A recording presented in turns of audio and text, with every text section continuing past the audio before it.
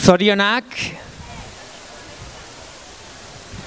Jon Azpeitiarra eta Idoia Pasaitarra bai, txistulari eta trikitilarin azkeneko saiora izangoa, zorionak txalo bero bat dana eta urrengo txabelketa arte.